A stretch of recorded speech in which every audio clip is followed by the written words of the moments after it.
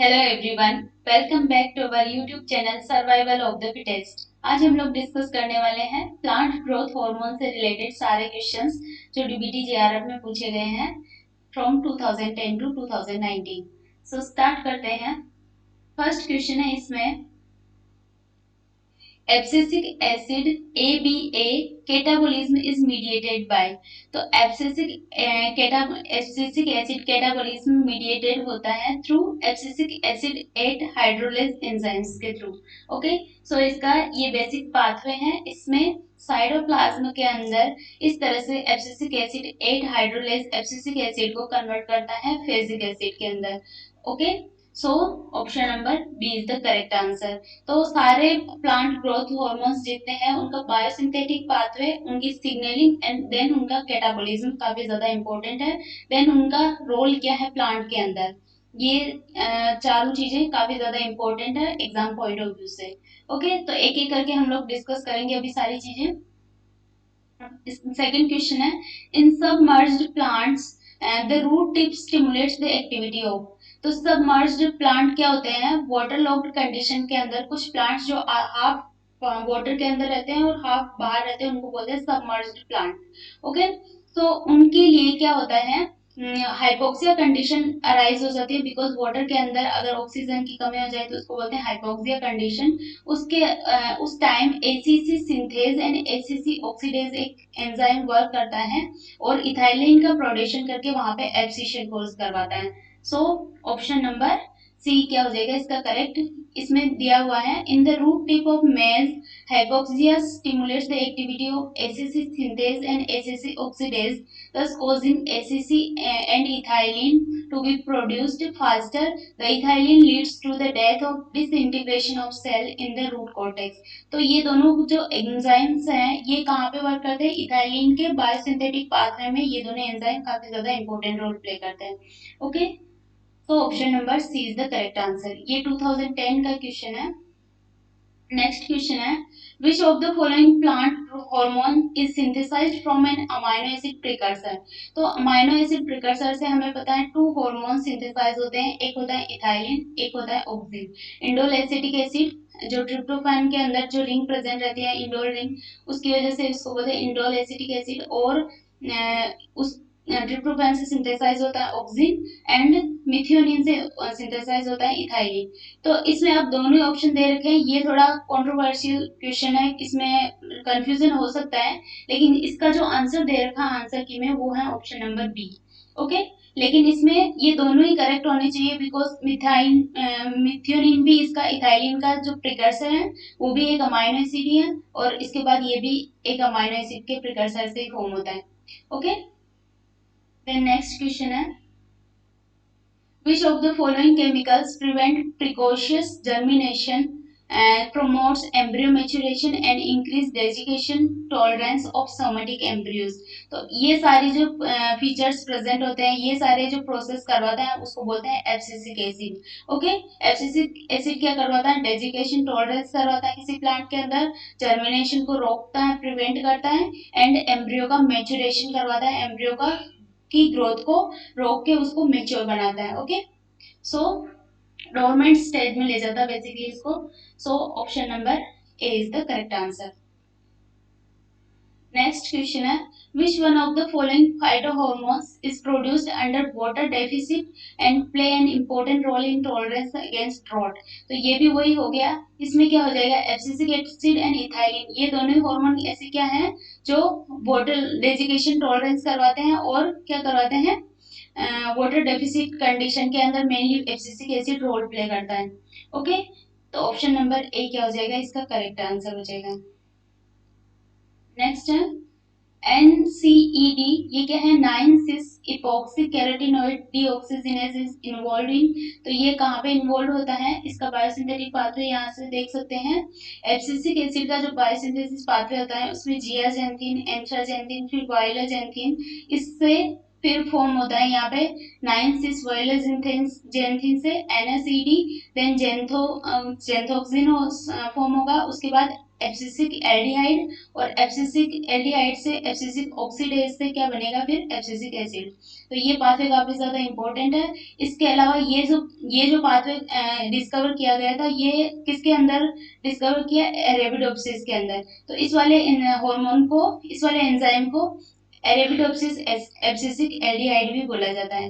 एरेबिडोप्सिस aldehyde oxidase भी बोला जाता है। ओके, अभी इससे रिलेटेड क्वेश्चन देखेंगे हम लोग। तो NCED क्या है, एब्सिसिक एसिड बायोसिंथेसिस पाथवे में इन्वॉल्व होता है। तो इन सारे प्लांट ग्रोथ हार्मोन्स के बायोसिंथेटिक पाथवे, सिग्नलिंग और इनका जो रोल होता है वो काफी ज्यादा इंपॉर्टेंट है। ओके, नेक्स्ट है AAO, ये अभी हमने देखा था, एरेबिडोप्सिस एल्डिहाइड ऑक्सीडेज। ये gene families in plant is involved in, तो एब्सिसिक एसिड की बायोसिंथेसिस में इन्वॉल्व होगी ये। तो ऑप्शन नंबर ए क्या हो जाएगा, इसका करेक्ट हो जाएगा। तो ये सारे क्वेश्चन आप देख सकते हो एक दूसरे से रिलेटेड हैं, कॉन्सेप्ट वही सेम है कि बायोसिंथेसिस पाथ पे पूछा जा रहा है अलग अलग तरह से।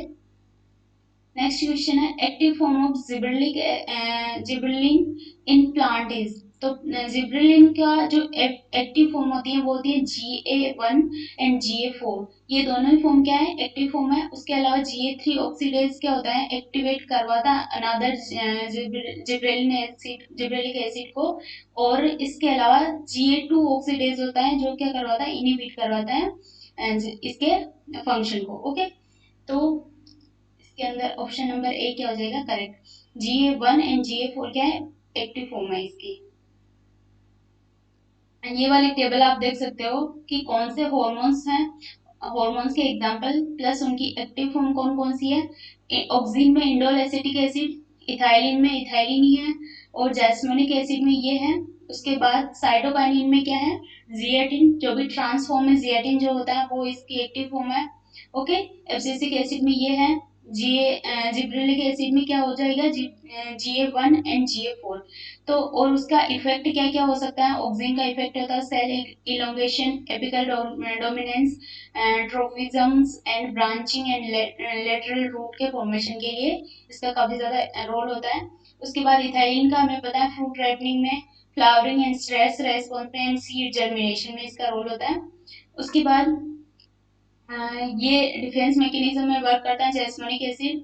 एंड साइटोकाइनिन सेल डिवीजन करवाता है, और एब्सिसिक एसिड क्या करवाएगा, seed maturation, germination, storage, desiccation tolerance and root and shoot growth. Okay, and leaf senescence, ये सारे करवाता है एब्सिसिक एसिड। उसके अलावा जिब्रेलिक एसिड का क्या काम है, stem elongation, root growth, seed germination, flowering and floral development, fruit growth and stress, इन सब में वर्क करता है जिब्रेलिक एसिड। तो ये काफी ज्यादा important enzyme plant growth hormone है। ओके, इसके बाद ये ब्रेसिनस स्टेरॉइड्स ये सारे हैं, और इनके प्रिकर्सर्स कौन कौन से हैं, ट्रिप्टोफैन, ये लाइक ये देख सकते हैं, मेथियोनिन है, ये दोनों अमीनो एसिड्स हैं। उसके बाद अल्फा लिनोलेनिक एसिड जैस्मोनिक एसिड का है, जो क्या है, एक एसेंशियल फैटी एसिड है। उसके बाद एडिनिन एक न्यूक्लियोटाइड है, नाइट्रोजनस बेस है, जिससे होता है साइटोकाइन का सिंथेसिस। देन इंडोल आइसोपेंटिनाइल पायरोफॉस्फेट, ये तीनों ही हॉर्मोन्स कहाँ से रिलीज होते हैं, आइसोपेंटिनाइल पायरोफॉस्फेट एक पाथवे चलता है, शिकिमिक एसिड पाथवे वाला भी देख सकते हैं, उसमें भी इस तरह से डेरिवेटिव्स होते हैं, 5 कार्बन का डेरिवेटिव होता है, और उससे मेविलोनेट और इस तरह से पूरा पाथवे चलता है, जिससे स्टीरॉयड हार्मोन्स भी फॉर्म होते हैं, और ये सारे प्लांट ग्रोथ हार्मोन्स भी फॉर्म होते हैं। ओके, देन इनके रिसेप्टर्स कौन से हैं, इनकी सिग्नलिंग किस तरह से होती है, ये टेबल आपके लिए काफी ज्यादा इंपॉर्टेंट है CSI net point of view से, और DBT जेआरएफ के लिए भी। ओके, तो इसको स्क्रीनशॉट लेके आप याद कर सकते हो। नेक्स्ट क्वेश्चन है aerenchyma formation is related to which of the following hormone. तो एरेनकाइमा का फॉर्म होता है जब वही वाटरलॉक्ड कंडीशन होती है सबमर्ज प्लांट के अंदर, तब क्या होता है, वाटरलॉक्ड कंडीशन के अंदर सबमर्ज प्लांट में एरेनकाइमा का फॉर्मेशन होता है हाइपोक्सिया कंडीशन में। तो the gaseous hormone ethylene promote the formation of parenchyma by accumulation in plant organ during waterlogging and submergence due to the reduced diffusion rate. Okay, तो diffusion rate यहाँ पे reduce हो जाएगी तो parenchyma का formation हो जाता है। तो इसका ऑप्शन हो जाएगा ethylene, option number B is the correct answer. Next question है the chemical nature of gibberellic acid 3 is. तो जिब्रेलिक एसिड क्या है, मेनली टर्पीन्स होते हैं ये, जो आइसोपेंटेनाइल पायरोफॉस्फेट पाथवे से इनका बायोसिंथेसिस होता है, जैसे जिरेनाइल जिरेनाइल पायरोफॉस्फेट, इस तरह से फर्नेसाइल पायरोफॉस्फेट। 5 कार्बन के मॉलिक्यूल्स इसमें मिल के क्या बनाते हैं, ये सारे मॉलिक्यूल्स बनाते हैं। तो टर्पीन्स इसका एग्जांपल है, टर्पीन्स का एग्जांपल है जिब्रेलिक एसिड। नेक्स्ट क्वेश्चन है what will happen to growth of vertically growing root if half of the root cap is removed. तो अगर रूट कैप को रिमूव कर दिया जाए तो इसमें क्या होगा, रूट कैप क्या करवाती है, रूट की फॉर्मेशन को प्रमोट करवाती है एक पर्टिकुलर डायरेक्शन के अंदर। ओके, तो इसमें देख सकते हैं हम लोग if the cap is carefully remove the root will grow randomly. अगर केप को रिमूव कर देंगे तो रैंडमली ग्रो होगी। The root cap protect the growing tip in plants, it secrete mucilage to ease the movement of root through the soil and may also be involved in communication with soil microbiota। तो root tip का, root cap का काफी ज्यादा important role होता है। अगर इसकी half root cap को रिमूव कर दिया तो रिमेनिंग जो भी केप बचेगी उसी की तरफ क्या होगा, इसका सिंथेसिस होगा, इसी की तरफ वो बेंडिंग हो जाएगी, की तरफ वहां पे ग्रोथ होगी। तो it will bend towards the side with remaining half of the root cap. Okay, option number A क्या हो जाएगा, इसका करेक्ट हो जाएगा। नेक्स्ट क्वेश्चन है gibberellic acid 2 oxidase cDNA from bean is overexpressed in wheat plant by genetic engineering। तो Ga2 oxidase के लिए हमें अभी मैंने बताया था, ये क्या करवाता है, जिब्रेलिक एसिड की ग्रोथ जो सिंथेसिस होता है उसको इनहिबिट करता है। ओके, तो cDNA फ्रॉम बीन इसको ओवर एक्सप्रेस्ड करवा दिया, तो फिर क्या होगा, विच one of the following phenotype correctly describe the resultant transgenic plant.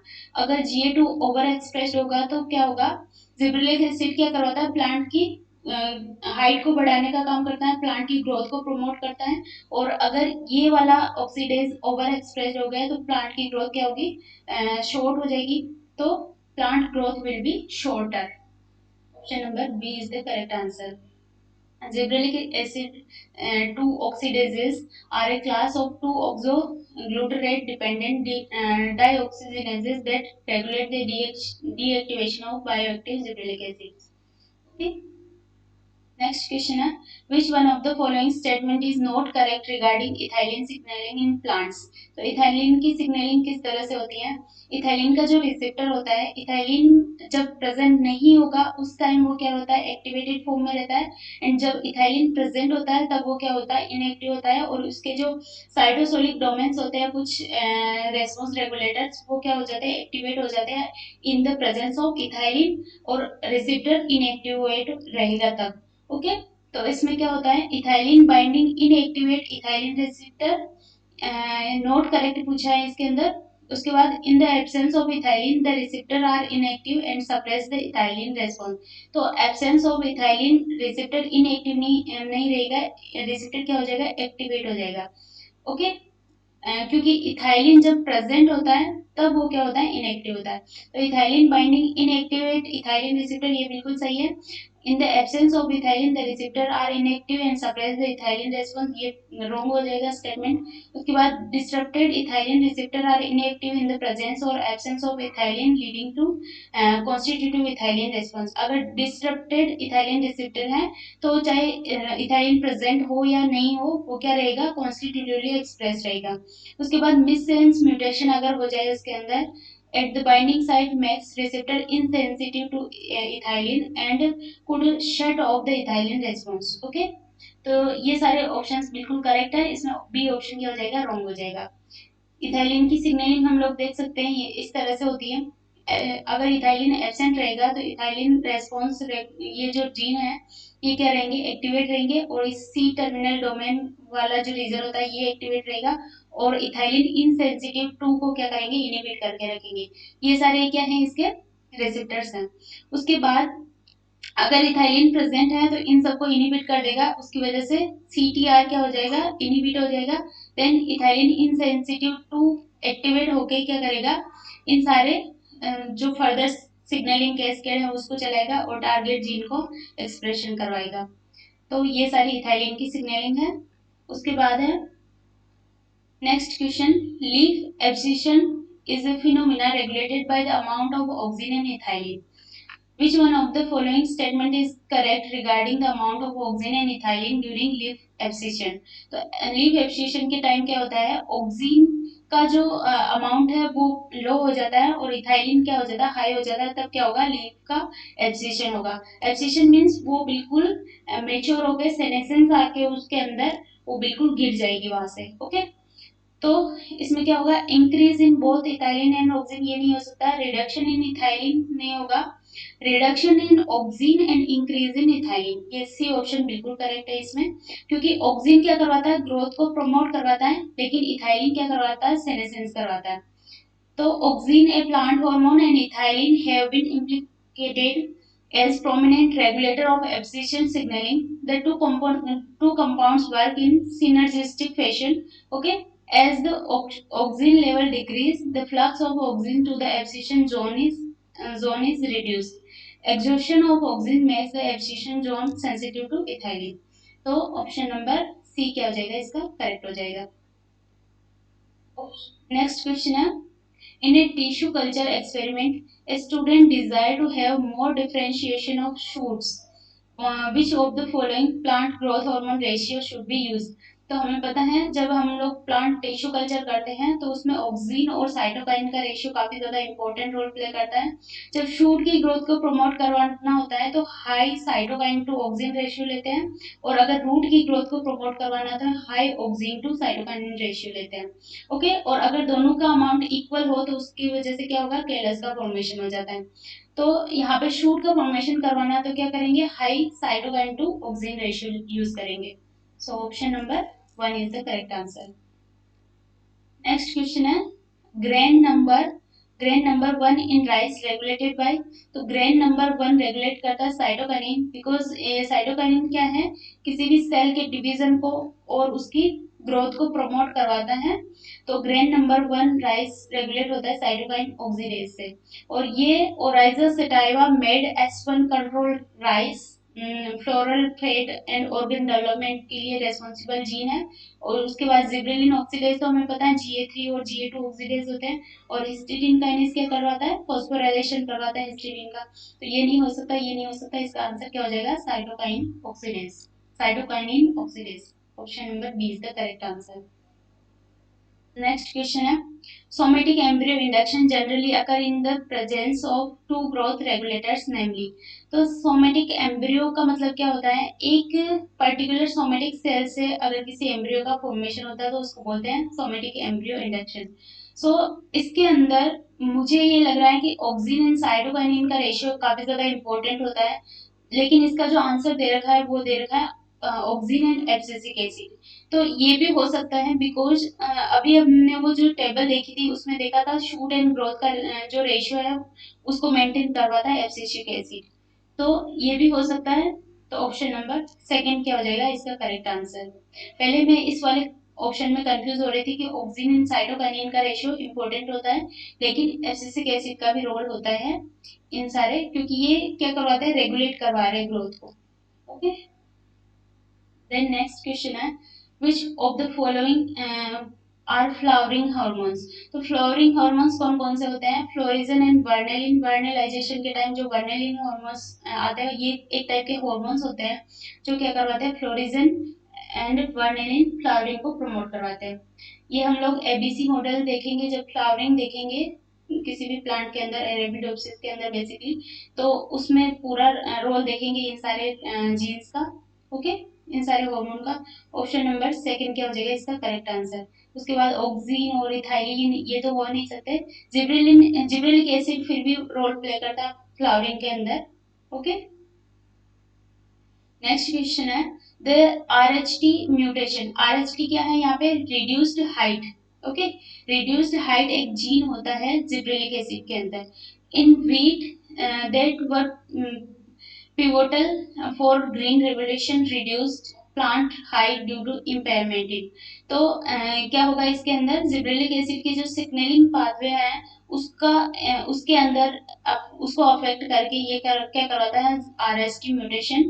Green revolution के अंदर हम लोग देखते हैं प्लांट की हाइट बहुत कम हो चुकी है।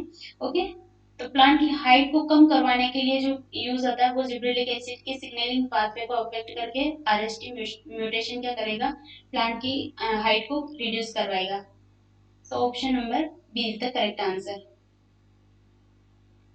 नेक्स्ट है which one of the following hormone promote production of seedless grapes. तो सीडलेस ग्रेप्स जो प्रमोट करवाते हैं इसको बोलते हैं पार्थेनोकार्पी। और जिब्रेलिक एसिड इसमें काफी ज्यादा इंपॉर्टेंट रोल प्ले करता है। इसके अलावा ऑक्सिन एंड साइटोकाइनिन का भी रोल होता है पार्थेनोकार्पी के अंदर।